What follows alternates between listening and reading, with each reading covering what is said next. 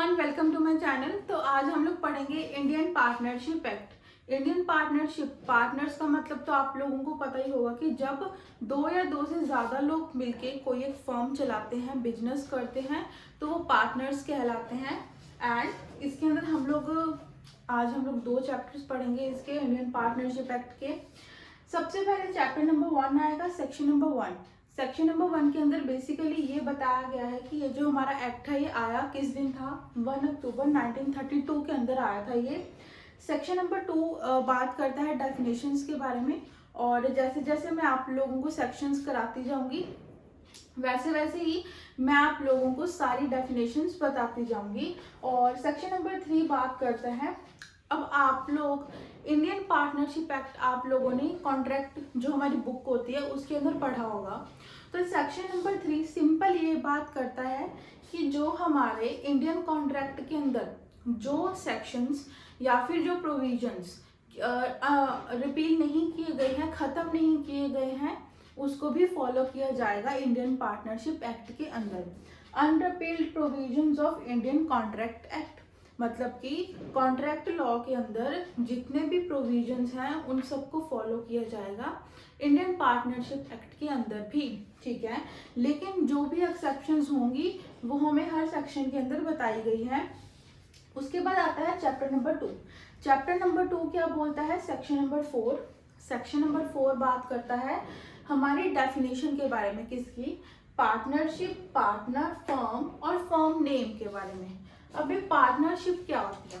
Partnership का मतलब होता है जब दो या फिर दो से ज्यादा लोग आपस में एग्री करते हैं कि हाँ हम लोग ये बिजनेस कर रहे हैं एंड इसका जो भी प्रॉफिट होगा हम लोग शेयर करेंगे, जो भी लॉस होगा वो भी हम लोग आपस में शेयर करेंगे, ठीक है।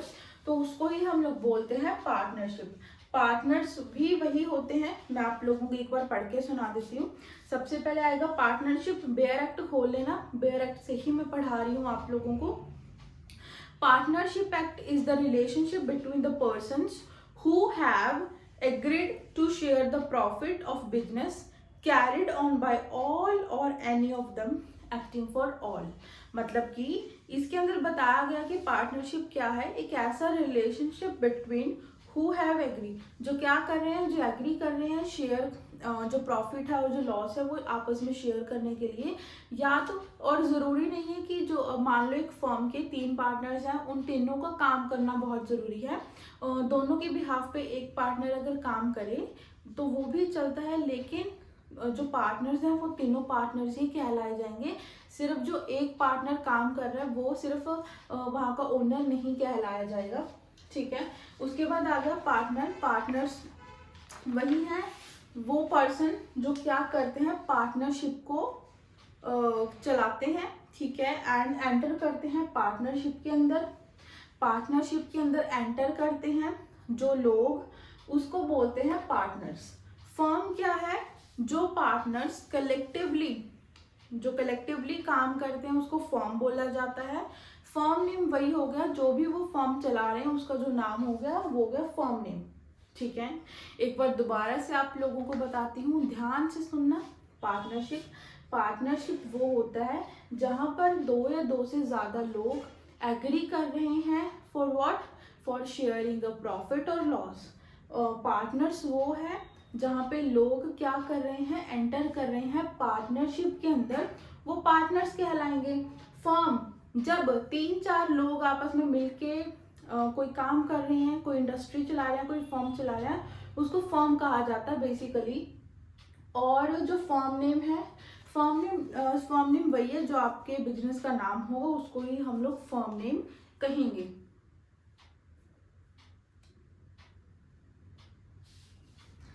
ये सेक्शन समझ आ गया। अब हम लोग बात करेंगे section number 5, partnership not created by status. याद रखना, जो पार्टनरशिप होती है वो स्टेटस से क्रिएट नहीं होती है। अगर हम लोग एग्जांपल ले, 2 भाई हैं, ठीक है, दो रियल ब्रदर्स हैं, लेकिन जो ए है, ए क्या करता है, ए अपना खुद का काम स्टार्ट करता है और वहाँ पे वो खुद का ही पैसा लगाता है, हर एक चीज़ वो खुद से ही करता है, ठीक है। लेकिन क्या होता है कि जो बी है, जो उसका रियल ब्रदर है, वो उसको काम देता है कि तू ये काम कर, और थोड़ा बहुत उसको पैसा भी देता है। लेकिन याद रखना यहाँ पे जो ओनर है वही ओनर रहेगा, जो उसका भाई है वो उसका पार्टनर नहीं बन जाएगा बिकॉज ऑफ स्टेटस, क्योंकि वो दोनों रियल ब्रदर हैं। और जो उसका भाई होगा, उसका भाई ये नहीं कह सकता कि मैं तेरा भाई हूँ, मेरे को इसमें से कुछ ना कुछ शेयर चाहिए, बिकॉज जो ए है, जो उसने वो फर्म मतलब कि जो बिजनेस किया है, जो भी इंडस्ट्री उसने लगाई है, वो उसने खुद के पैसों से लगाई है, ना कि उसने अपने भाई से। अब आया section number 6, mode of determining. Basically हम लोग इसके अंदर क्या बात करेंगे कि हमें पार्टनरशिप के लिए क्या क्या चीज़ चाहिए। सिंपल सी बात है कि हमें पार्टनरशिप हमें करना है, एंटर करना है, तो उसके लिए हमें क्या क्या चीज़ चाहिए होगी। सबसे पहले कॉन्ट्रैक्ट होगा, 2 पार्टीज होनी बहुत ज़रूरी हैं। वो शेयर करें, जो पार्टीज हैं वो क्या शेयर करें, प्रॉफिट शेयर करें, और म्यूचुअल एजेंसी होनी चाहिए, उन सबकी मर्जी होनी चाहिए, ठीक है।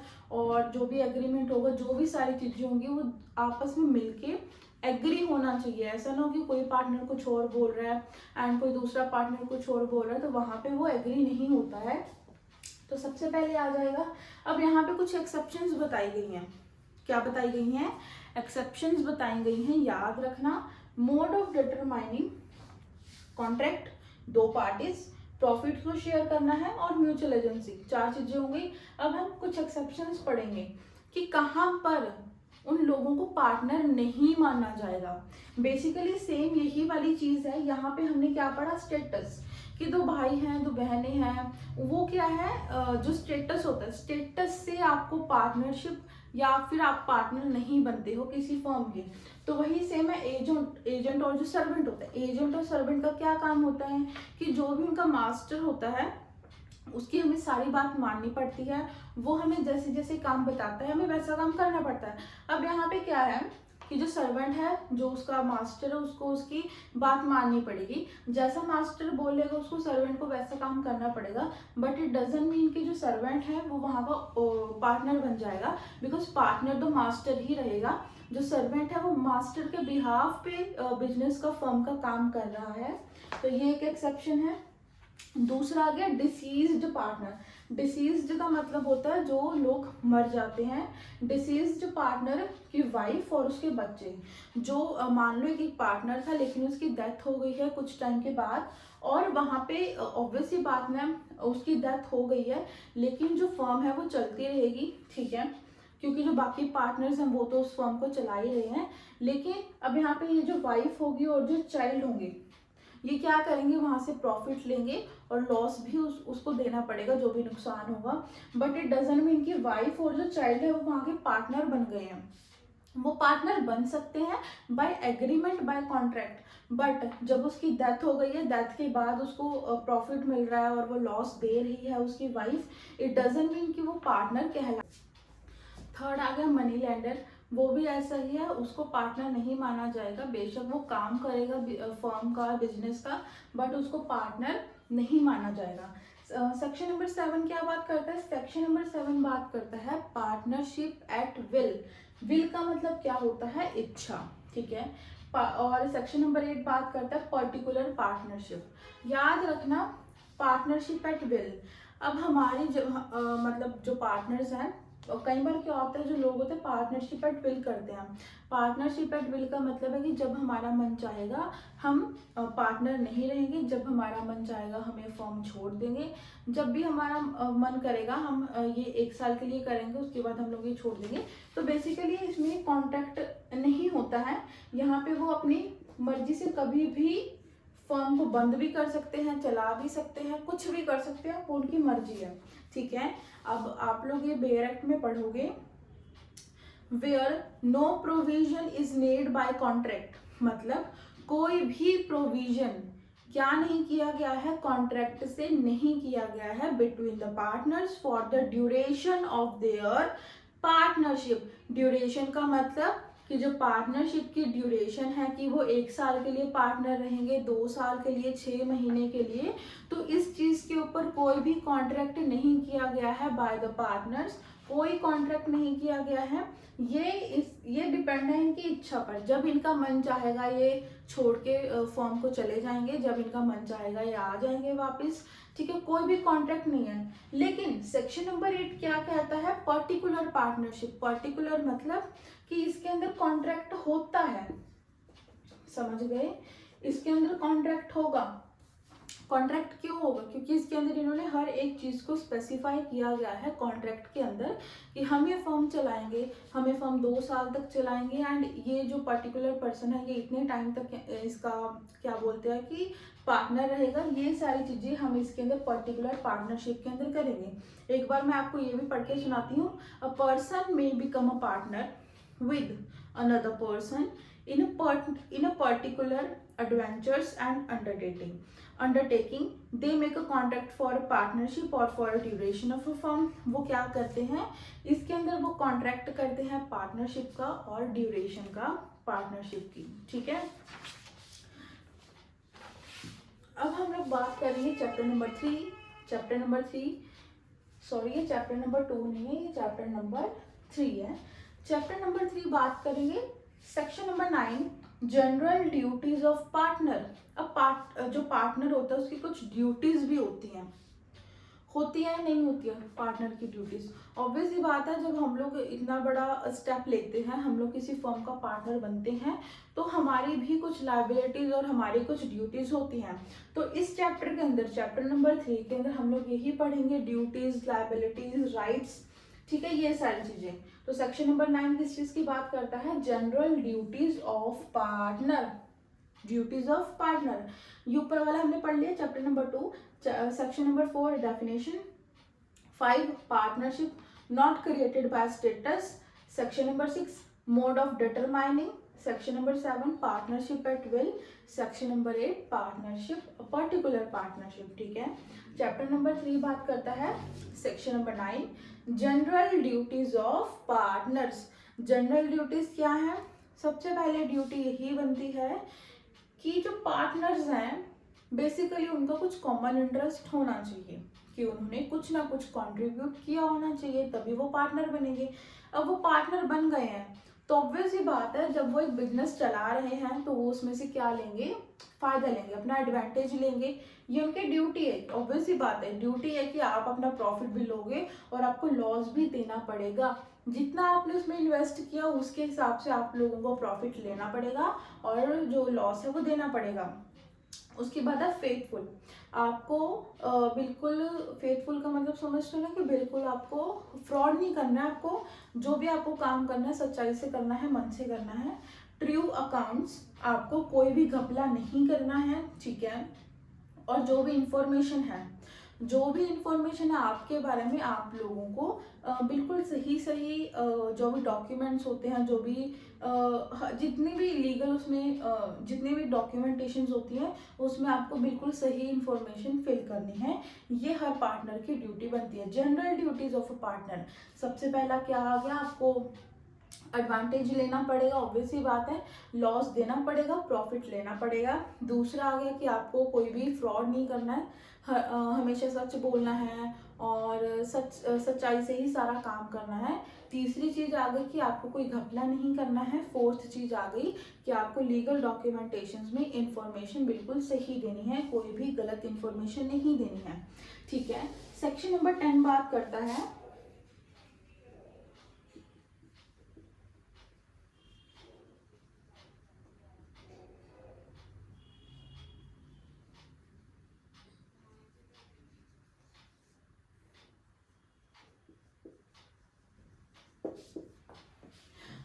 अगर कोई भी 10 बात करता है duty to indemnity for loss caused by fraud. अगर कोई भी पार्टनर फ्रॉड करता है, ठीक है, अगर कोई भी पार्टनर फ्रॉड करता है और उसकी वजह से फर्म को नुकसान हो जाता है, तो जो वो पार्टनर है वही उसको क्या करेगा, मतलब उस जो भी लॉस होगा उसकी भरपाई करेगा। ठीक है, सेक्शन नंबर 11 क्या बात करता है, डिटर्मिनेशन राइट्स एंड ड्यूटीज। यहाँ पे क्या आ गया, राइट्स आ गई और ड्यूटीज आ गई। क्या राइट्स हैं और क्या ड्यूटीज हैं, mutual rights and duties determined by contract. ध्यान रखना, सेक्शन नंबर 11 बोलता है कि यहाँ पे राइट्स और जो ड्यूटीज हैं वो हमें कहाँ बताई गई हैं, कॉन्ट्रैक्ट लॉ के अंदर। बट यहाँ पे बहुत इंपॉर्टेंट चीज़ है, ये बहुत इंपॉर्टेंट चीज़ है, सुन लो ध्यान से। यहाँ पे क्या कहा गया है कि एग्रीमेंट रेस्ट्रेंट ऑफ ट्रेड। हमारा पार्टनरशिप एक्ट क्या बोलता है कि आप जो आपके पार्टनर्स हैं आप उसको रोक सकते हो ट्रेड करने से। ठीक है, कि अभी फॉर एग्जांपल कॉन्ट्रैक्ट हुआ है कि 2 साल तक हम लोग ये फर्म चलाएंगे एंड इसके बाद जिस भी पार्टनर को ये छोड़ना है वो छोड़ सकता है, 2 साल का कॉन्ट्रैक्ट हो गया। और उन्होंने ये भी बोला कि 2 साल के अंदर अंदर आप लोग किसी और ट्रेड में इन्वॉल्व नहीं हो सकते, कोई और बिजनेस आप नहीं कर सकते। तो ऑब्वियस ही बात है, यहाँ पे वो एक पर्टिकुलर पर्सन को या फिर पार्टनर्स को ट्रेड करने से रोक रहे हैं। ये चीज हमारे इंडियन कॉन्ट्रैक्ट के अंदर सेक्शन नंबर 27 के अंदर बताई गई है कि आप किसी को ट्रेड करने से नहीं रोक सकते। बट यहाँ पे एक्सेप्शन आ गई कि आप रोक सकते हो इंडियन पार्टनरशिप एक्ट के अंदर, लेकिन इस पार्टनरशिप एक्ट को छोड़कर अगर कोई और पर्सन किसी को ट्रेड करने से रोक रहा है तो वो गलत है। लेकिन जो पार्टनर्स हैं वो एक दूसरे को मना कर सकते हैं ट्रेड करने से। तो ये हमारा सेक्शन नंबर 11 बोलता है। सेक्शन नंबर 12 बात करता है कंडक्ट ऑफ द बिजनेस। ठीक है, किसकी बात करता है? Conduct of the business. Right to take a part in conduct of business. हर एक पार्टनर का राइट है। क्या राइट है? कि जो बिजनेस है उसमें वो अपना पार्ट ले और बिजनेस के जो काम है वो खुद से करे। Bound to his duties in the conduct of business. और हर एक पार्टनर की कुछ ना कुछ ड्यूटीज होती हैं और उसको जो वो ड्यूटीज हैं वो उससे क्या है? बाउंड है, वो उससे बंधा हुआ है और उसको वो करना पड़ेगा। थर्ड है अराइज एनी मैटर। अगर कोई भी मैटर, कोई भी डिस्प्यूट आता है फर्म के अंदर, बिजनेस के अंदर, तो वहां पर हर एक पार्टनर की सुनी जाएगी।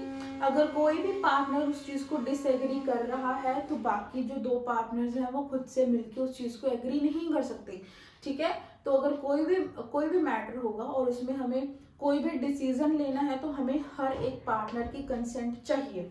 उसके बाद आता है no change in the contract of business. और ये भी कहा गया है कि अब अगर हमें कॉन्ट्रैक्ट के अंदर कोई चेंज लेके आना है तो वो भी कैसे होगा? By the consent of all the partners. ठीक है, और फोर्थ आ गया इंस्पेक्शन। इंस्पेक्शन का मतलब तो समझते हो ना कि वो कोई भी पार्टनर कभी भी जो वहाँ के बुक्स हैं, कॉपीज हैं, रजिस्टर्स हैं उनकी उसकी इंस्पेक्शन कर सकता है, उसको चेक कर सकता है एंड वो एक दूसरे से पूछ सकते हैं कि ऐसा काम क्यों किया गया है, एवरीथिंग। तो ये क्या है? Conduct of the business. कि बिजनेस के टाइम पे आप क्या क्या चीजें कर सकते हो, क्या क्या चीजें कर सकते हो। सबसे पहले तो आपका राइट है बिजनेस के अंदर पार्ट लेना। अगर आप पार्टनर हो, वो जो पार्टनर है वो अपनी ड्यूटीज के साथ बंधा हुआ है। अगर कोई भी मैटर आएगा तो हर एक को अपने जो व्यूज हैं, जो अपना ओपिनियन है वो एक्सप्रेस करने का राइट है और बिना किसी कंसेंट के कोई भी कॉन्ट्रैक्ट के अंदर चेंज नहीं होगा। उसके बाद आता है कि एवरी पार्टनर, हर एक पार्टनर के पास राइट है इंस्पेक्ट करने का copies and books of the firm. आज हम लोग इतना ही पढ़ेंगे सेक्शन नंबर 1 टू लेकर 12 तक, और नेक्स्ट वीडियो में हम लोग चैप्टर नंबर 3 कंप्लीट कर देंगे। तो एक बार अगर आप लोगों को रिवीजन करना हो तो फटाफट से मैं आप लोगों को करा देती हूँ। ठीक है, तो सेक्शन नंबर 4 बात करता है किसकी? डेफिनेशन की। Section number 5 partnership not created by status. Section number 6 mode of determining. Section number 7 partnership at will. Section number 8 particular partnership. Chapter number 3 section number 9 general duties of a partner. Section number 10 duty to indemnity for loss caused by fraud. Section number 11 determination rights and duties. Section number 12 conduct of the business. ठीक है, आज हम लोग इतना ही पढ़ेंगे और अगर आप लोगों को कोई भी डाउट हो तो आप लोग मुझे कमेंट करके बता सकते हैं और मैं पूरी कोशिश करूंगी आप लोगों का रिप्लाई करने की।